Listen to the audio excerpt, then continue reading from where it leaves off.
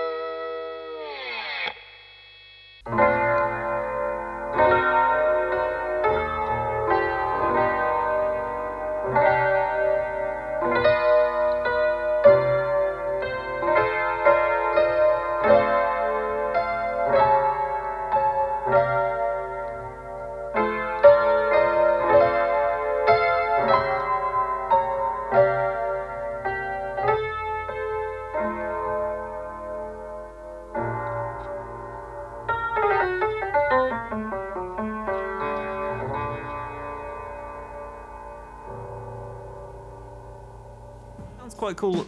So it sounds quite cool on some tracks, a little weak on others, and there's definitely some quirks you'll have to bear in mind. To get the proper sound out of the can, I found you either had to record quite loud sound sources, like my saxophone or guitar amp, or you had to get the microphone right up close to the instrument you're trying to record.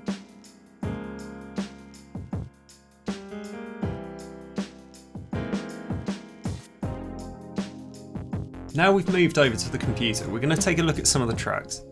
The first one we'll look at is this saxophone track. It's probably the loudest track I recorded, and the low B flat that I play really bounces around the room. It makes all the guitars, my piano, everything resonate along with it. Now if we take a quick listen.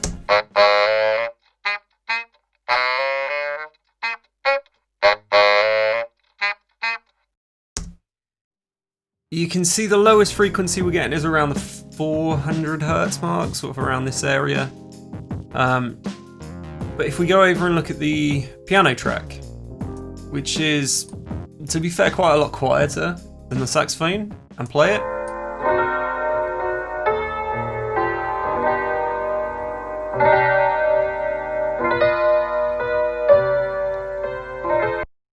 We can see a much better bass response. And while I've got Logic open, you'll see I've got two other plugins on this channel. I've got a multi-band compressor and just a standard compressor. They were really there just to tame the fret noises on the acoustic guitar. Those were a lot louder than anything else the mic picked up. Cue while we're playing this, we'll see the spikes are coming in around 2 to 4K.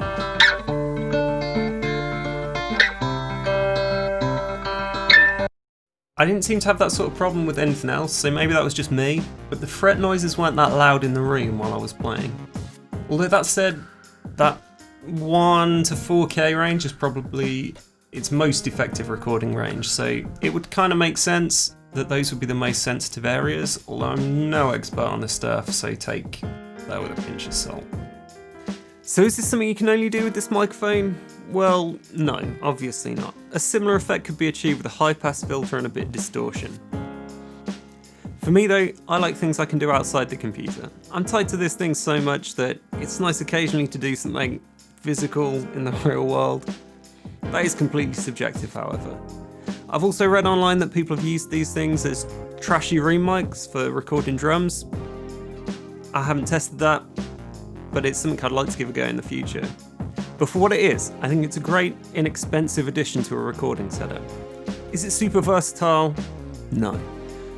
But what it does do is allow you to experiment with microphones and their effects on sound design. So that's it, the Soup Can mic. It's a pretty cool idea with a fairly unique sound. If you want to get one of these, I'll leave a link to the company's website below. They've also got an eBay shop. And thanks for watching. Please like and subscribe to see more of the musical things I might be getting up to. If you got any questions, or if you found any other musical oddities you think I might be interested in, please leave a comment down below, and I'll see you soon.